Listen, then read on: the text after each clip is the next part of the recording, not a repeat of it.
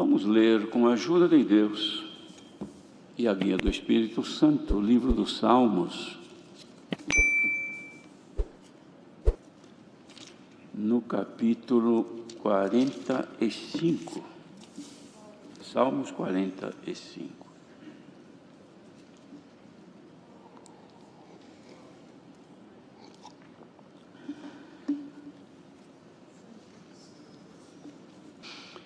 Se todos encontraram, lemos então com a ajuda de Deus. O meu coração ferve com palavras boas.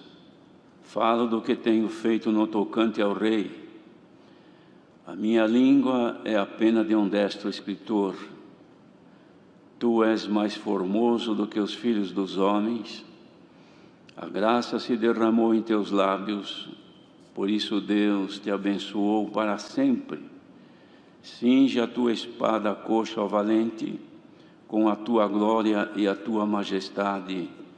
E neste teu esplendor cavalga prosperamente pela causa da verdade, da mansidão e da justiça, e a tua destra te ensinará coisas terríveis.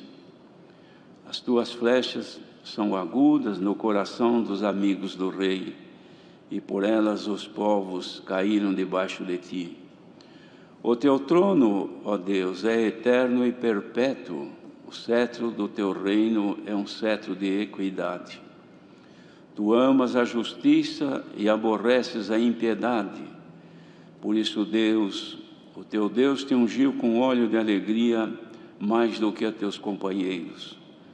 Todos os teus vestidos cheiram a mirra, a aloés e a cássia, desde os palácios de marfim de onde te alegram.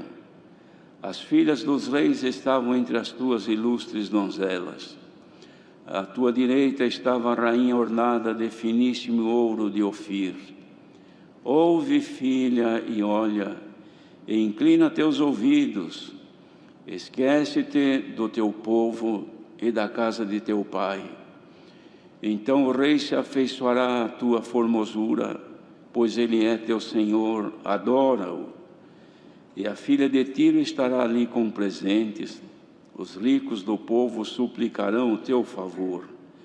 A filha do rei é toda ilustre no seu palácio, as suas vestes são de ouro tecido. Levá-la-ão ao rei com vestidos bordados, as virgens que a acompanham atrarão a ti. Com alegria e regozijo serão trazidas, elas entrarão no palácio do rei. Em lugar de teus pais será teus filhos, que farás príncipes sobre toda a terra. Farei lembrar do teu nome de geração em geração, pelo que os povos te louvarão eternamente. Amém. Queridos irmãos, a composição dos salmos sempre foram para louvar a Deus, cantar louvores a Deus, usando as palavras compostas pela inspiração de Deus no coração daqueles servos que Deus para isso havia escolhido. Este aqui é um cântico de amor que demonstra de forma descritiva e profética da união entre Cristo e a sua igreja. Os irmãos puderam acompanhar a leitura. O salmista descreve aqui que o seu coração fervia com palavras boas. Mas ele dizia então, no que se referia a isso? Ele dizia: falo no que tenho feito no tocante ao rei. Aquilo que ele havia se dedicado em fazer em prol do reinado a que ele pertencia, que era para o bem daquele reinado e era também para a sua alegria de fazer parte dali. Ele, então, quando se falava nisso, ele sentia um fervor no coração, quer dizer, um aquecimento que aumentava na medida que ele se dedicava às palavras contidas nos assuntos concernentes ao reino de Deus. Queridos, todos aqueles que o Senhor tem chamado nesta bendita graça, em cujo coração o Espírito de Deus está, e não de forma entristecida, porque ele pode estar alegre ou não, porque está escrito: não entristeçais o Espírito Santo, da graça pelo qual fostes selados para o dia da redenção. Se podemos entristecê-lo, havemos de entender que também podemos alegrá-lo, porque o Senhor Jesus se entristeceu e o Senhor Jesus também se alegrou em espírito. E houve um momento que ele declarou, pela alegria que sentiu, que não era uma alegria por um fato qualquer ou uma banalidade qualquer, mas era pelo sucesso da missão dos seus discípulos, quando vieram e lhe contaram os feitos que haviam conseguido na missão. Então ele levantou os seus olhos aos céus e disse, alegrando-se: graças te dou, ó Pai, Senhor dos céus e da terra, que escondeste estas coisas aos sábios e entendidos, e as deste aos pequeninos, porque assim te aprouve. De modo, irmãos, que podemos alegrar o Espírito de Deus em nós, quando nós sentimos prazer naquilo que concerne, naquilo que diz respeito àquilo que é de Deus. Um exemplo disto,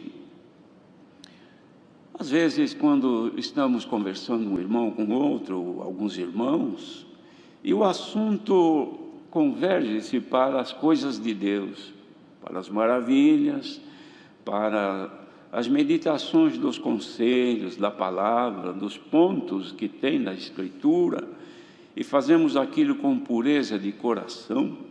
Os irmãos, vejam que chega um momento que o nosso coração ele se aquece e ferve. E quando isto ocorre, irmãos, nós sentimos alegria dentro de nós, porque isso faz parte do nosso viver na graça, irmãos. O mundo não pode entender isto, porque para que isto ocorra é necessário que o Espírito de Deus habite dentro da pessoa. Caso contrário, a pessoa pode se emocionar, não é emoção. Emoção é uma coisa. Na ira a pessoa também se emociona. Mas aqui, irmãos, que não se trata de uma emoção, mas é de ferver com boas palavras. Ocorre que às vezes também o coração, ele ferve, mas não com boas palavras. Ele ferve com coisas que não são boas. E por que ferve? Porque se acende um fogo. Então nós devemos de ter o cuidado, irmãos, de controlar os nossos sentidos e não deixar que qualquer fogo acenda por qualquer assunto que nós tivermos dentro de nós ou palavras que ouvirmos, para que, acendendo o fogo da ira, não venha a ferver o coração e sair da nossa boca palavras que desagradem a Deus. Então, cada um de nós tem em si esta condição. Pode aquecer o coração por qualquer coisa. Um susto, a pessoa treme, o coração esquentou, ferveu, então sai um ai da sua boca. Se tem coisa boa no coração, num susto não sai palavra maligna, perversa, porque não tinha maldade. Sai alguma palavra que pode ser até agradável, mas a pessoa que está sobrecarregada do mal, num susto, no momento, a sua boca se abre e sai para fora, porque do coração procede, irmãos, todas as coisas do homem. Sai para fora aquilo que não deveria sair. Que Deus nos deu controle para o nosso viver, irmãos.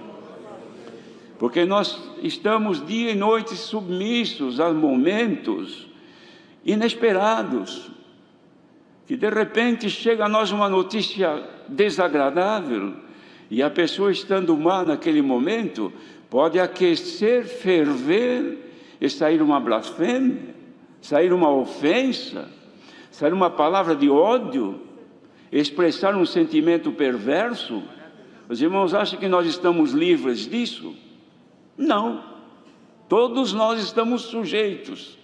Porém, se em nós houverem e abundarem estas coisas, disse Pedro, quando falava das virtudes de Deus, essas não nos deixarão ociosos, ou seja, quando abrimos a nossa boca, mesmo que seja num momento trágico, difícil, palavras que saírem não entristecerão o Espírito Santo da graça. Aí então, o salmista descreve por que o seu coração fervia com palavras boas. Porque ele dizia, a minha língua é a pena de um destro escritor. O que ele queria dizer com isso? Que a minha língua é a pena de um destro escritor. Era que a sua língua estava sob um controle, irmãos, real, certo? É como uma pessoa que é destra, ela escreve com a mão direita, e ela escreve corretamente, perfeitamente, legível, todos podem ler, depois ela mesma lê. Agora, se ela for escrever sendo destra, mas vai escrever com a mão esquerda, já não consegue, e se conseguir, depois nem mesmo ela consegue ler o que escreveu, porque não foi uma leitura perfeita, não foi correta a sua leitura. É claro que aquele que é sinistro, aquele que é esquerdo, o canhoto, ele escreve com a sua mão canhota, escreve certo, mas aí ele já não escreve com a direita. Mas a língua daquele que tem no coração o Espírito de Deus é como uma pena na mão direita de um escritor. Cuidado com aquilo que escrevemos, irmãos, nas folhas da nossa vida, porque depois de escrito dificilmente se apaga. Tem história que nós escrevemos, irmãos, com a nossa conduta, com as nossas ações, com a nossa maneira de ser, com a nossa maneira de pensar, e vamos escrevendo um dia, outro. Depois, um dia, quando voltarmos nas páginas passadas da nossa vida e formos ler, pode vir o arrependimento, mas aí já está escrito, quem pode apagar? Bem-aventurado quem recebe de Deus orientação e condição de escrever sempre coisas boas. Nesta hora, reunidos diante de Deus, que o Senhor nos dê a graça de termos uma língua pura, como a pena de um destro escritor. Depois que tu falares, depois que tu orares, que tu discursares, que tu disseres, que tu descreveres alguma coisa, qualquer um que repetir, que ler, se ficou gravado então, não importa, porque você sabe, não, o que eu falei foi verdade, foi a justiça, eu não ofendi, não maltratei, então vai dormir em paz. Mas quem escreveu errado, perdeu o controle, maltratou, ofendeu, humilhou, desfez, agora está escrito. E tem folha que não dá para arrancar da nossa escritura, irmãos. Os irmãos lembram do nosso tempo de criança? A gente ia fazer lição e começava tudo errado. Aí depois, quando via que estava tudo errado, a gente pegava assim, arrancava a folha, não é? Mas para arrancar a folha dos anais da nossa vida, só Deus. Ninguém tem o poder. Por exemplo, libertar a nossa consciência agora, daquilo que fizemos, que não foi bem, das ações que tivemos que desagradaram ao Senhor, de mentiras que falamos que é pecado, ou que são pecados, de ofensas, de humilhações que fizemos, e a nossa consciência registrou, porque lá ficou escrito, porque a folha do livro da nossa vida está aqui dentro da nossa consciência, é aqui que nós escrevemos. E de vez em quando ela vem e abre a folha, ó, o que você escreveu ontem, outro dia, dá uma lida, e a gente está parada, de repente começa a ler. Ai, meu Deus, me lembro que eu fiz isso, que eu fiz aquilo, e agora? Eu não tenho poder mais de desmanchar isso. Mas o Senhor Deus, irmãos, o Senhor deu ao apóstolo de escrever aos Hebreus o poder da palavra e o poder de penetração que ela tem. Ele disse: a tua palavra, Senhor, ela é como uma espada de 2 fios, que ela penetra na pessoa e vai pelas juntas e medulas, vai até a divisão da alma e do espírito, e ela é apta para discernir os pensamentos dos corações.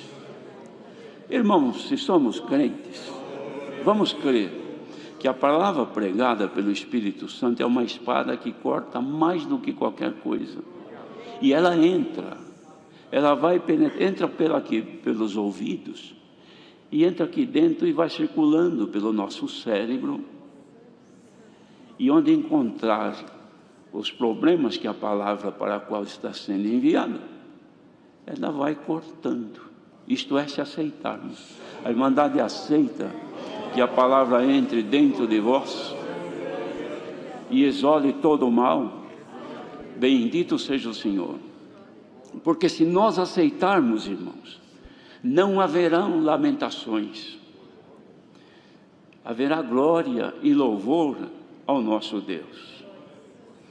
Por quê? Porque nós cantamos um hino agora há pouco, e neste hino veio a inspiração da obra que o Senhor Jesus fez em nós, que tudo isto aqui é por causa da obra que Ele fez. Não precisa pregar deste jeito aqui para aquele que está no mundo, porque escreve do jeito que quiser, com a esquerda, com a canhota, escreve direito, escreve torto, escreve verdade, escreve mentira, a consciência está cauterizada, então é tudo igual. O que se faz hoje, repete amanhã e vai acumulando. Mas nós que tivemos a consciência lavada pelo sangue de Cristo, então nós temos o cuidado. Por quê? Porque nós estamos sob o trabalho de Deus para o aperfeiçoamento, e podemos chegar na condição de que chegou aqui o salmista descrevendo a união entre Cristo e a igreja. E a igreja, ele comparou ela com uma noiva para reinar, uma moça pobre, uma moça que não tinha filiação, que foi encontrada por aí, mas o rei se agradou dela, descobriu que era filha de pobres, que não tinha uma morada, não tinha roupa para vestir, mas ele analisou, gostou e amou-a, e trouxe ela para ser preparada para reinar.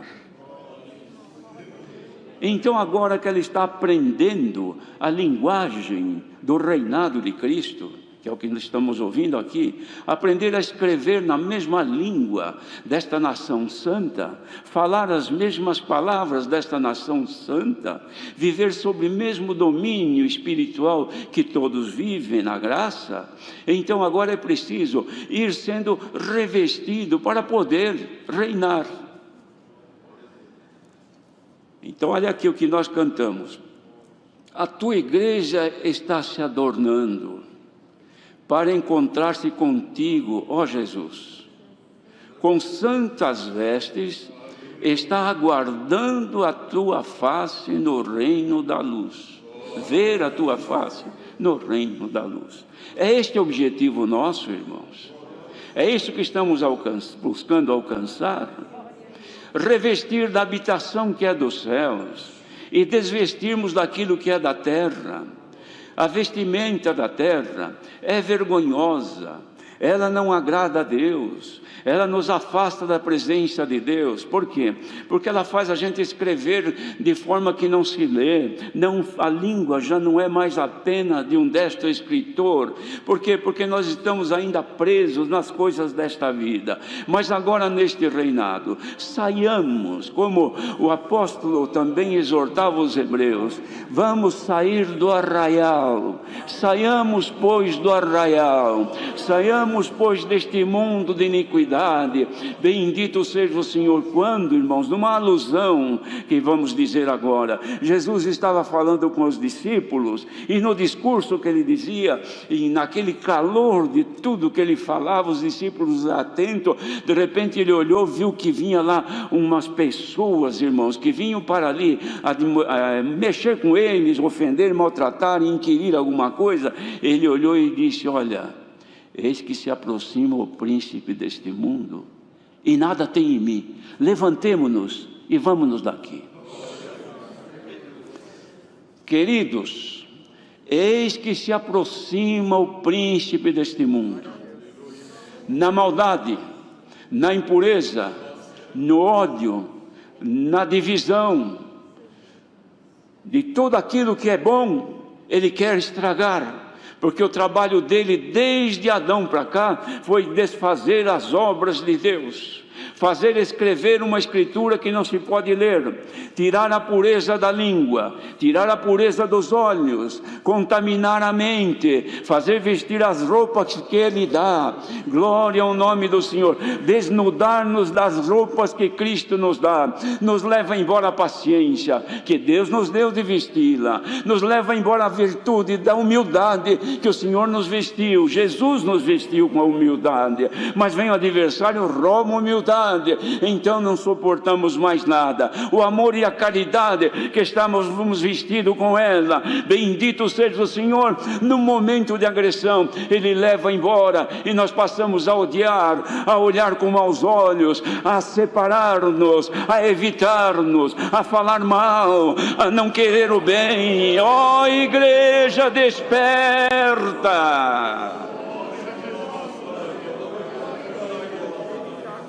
O Senhor está querendo vestir e revestir a igreja, irmãos. Olha aqui, ouve, filha, e olha, e inclina teus ouvidos, esquece-te do teu povo e da casa do teu pai. Sabe o que quer dizer isso, irmão? Os irmãos se lembram o que aconteceu quando o servo de Abraão foi buscar Rebeca? Abraão chamou o seu servo: vem cá, vou fazer um concerto contigo, põe a tua mão aqui debaixo da minha coxa e vamos fazer um trato. Você vai lá na minha parentela buscar uma moça, uma virgem, para ser mulher do meu filho. E assim fizeram o trato, e ele foi. E quando ele encontrou, os irmãos já conhecem a história como foi, que falou com ela perante seu irmão e seu pai.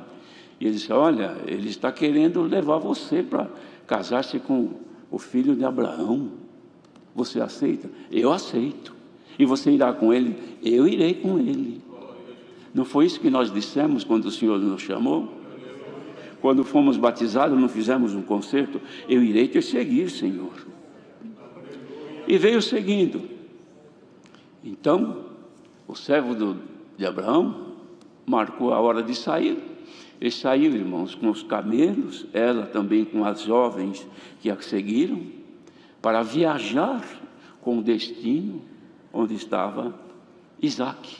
E o que aconteceu? Quando o servo de Abraão deu água para si, para os seus camelos, ela deu, ele tirou na hora uma joia e colocou nela, já deu a ela um selo. E ela recebeu aquilo e entendeu que algo de bom iria acontecer. E correu para casa. Quando o seu irmão e seus pais viram, já perceberam, ela é prendada, ela vai receber alguma coisa, está sendo chamada para alguma coisa. Irmãos, ele abriu, este servo, o tesouro que ele levava, a adornou, levou o vestido para o encontro. Podem crer que ela vestiu. E saíram cavalgando para encontrar Isaque. A história é longa, mas no começo, quantas necessidades esta jovem sentiu na viagem, não é? E com quem ia falar? Era com o servo que a conduzia. Senhor, eu preciso parar um pouco, tenho necessidade. E o que ele faria? Ou teria feito? Deixava ela com todo o respeito, respeitava. honrava e já amava, porque ia ser a mulher do seu Senhor. Tinha medo de humilhá-la, de entristecê-la, de ofendê-la, de desprezá-la, porque era a mulher do seu Senhor. Porque se ele não conduzisse ela carinhosamente na sua viagem, com certeza ela ia reclamar para o seu Senhor, porque ele ia perguntar: como foi a tua viagem, desde a casa do teu pai até aqui? Então ela ia dizer: fui bem tratada, tive fome, me deu a comida, estava com sede, ele proveu água, me cuidou, me respeitou, me honrou. Mas chegar, não, eu fui humilhada, me tratou mal, me ofendeu. Teve hora que eu estava morrendo de sede e pedi água, ele não tinha água para me dar. Glória ao nome do Senhor. Ouve, filha, e deixa a casa do teu pai. Isto foi dito para ela: você vai deixar a casa do teu pai? Eu vou seguir, porque vou encontrar com aquele que será o meu marido. Ele vai reinar e eu quero reinar com ele. Há entre nós, queridos irmãos, esta predisposição de deixar este mundo. Como disse Jesus: vós não sois deste mundo, como eu do mundo não sou. Homens de Deus, mulheres de Deus que estão aqui hoje, nosso destino é a glória eterna, mas precisamos ser vestidos e revestidos, e nós cantamos aqui pedindo ao Senhor: tua igreja está se adornando. Estamos nos adornando agora ou não, irmãos? Será que estaria vindo do céu algum adorno, alguma virtude que nós não conhecemos, alguma condição de melhor servir a Deus, um amor maior para o Rei que nos espera? Ele reina e Ele nos aguarda. Santo é o Senhor. Imaginemos se chegar no dia de encontrá-lo, nossas roupas não condizerem com o cargo que nos foi dado, mas aqui ela foi adornada com finíssimo ouro de Ofir, foi vestida, revestida, não faltou uma peça de roupa para adornar. E os irmãos, eu me lembro, irmãos, no começo do meu ministério, o Senhor deu uma palavra ao saudoso servo de Deus que já dorme, e falava sobre a fabricação do vestido de uma noiva. Uma noiva, uma rainha, o vestido que ela ia vestir não era adornada com coisas de plástico, não, pedras preciosas de grande valor. As pessoas que trabalhavam, irmãos, para colocar, para inserir aqueles adornos, eram pessoas dedicadas exclusivamente em fazer aquele vestido belo. Por quê? Porque ia adornar a rainha. Imagine, irmãos, se no mundo é assim, para vestir uma rainha, e os vestidos daquela que vai reinar com Cristo. Imaginemos quanta riqueza tem. Será que Deus não podia hoje, irmãos? É o último culto online, que multidões, não sei quantos mil devem estar ouvindo. Quem sabe Deus olhasse dos céus agora e pensasse: eu vou adornar o vestido da rainha, que breve ela vai receber o reino, e começasse a derramar entre nós, que foi pedido na oração, irmãos. As riquezas dos céus, desceria aqui um pouco mais do amor, a caridade seria multiplicada, a pureza tomaria os nossos olhos, a nossa mente, as nossas mãos, iríamos levantar mãos santas, bendito seja o Senhor, os nossos caminhos seriam retos, o nosso falar com uma língua como a pena de um destro escritor. Olha, irmãos, o Senhor não há de pregar desse jeito, é porque Ele quer adornar a sua igreja, como foi cantado.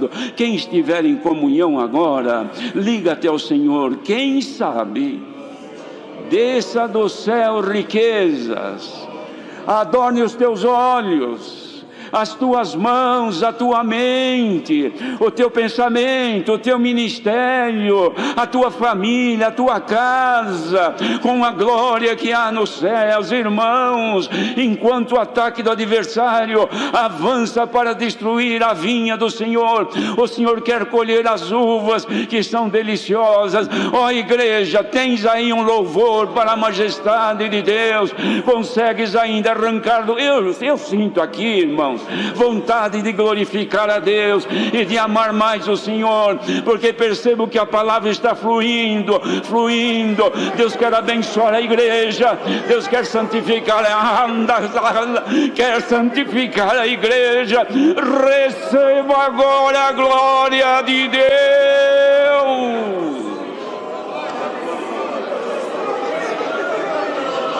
Santo é o Senhor. Saiamos da pobreza, deixemos a roupa suja, rasgada da guerra, da luta, e vistamos agora o vestido da noiva. Oh, maravilhosa esposa de Cristo, abracemo-nos com Ele, porque Ele está conosco. Ah, irmãos, santo é o Senhor. Glória ao nome do nosso Deus, que quer alegrar a igreja com as riquezas dos céus, ainda que seja um pouco, porque Ele disse, o Senhor, muitos chamados e poucos escolhidos.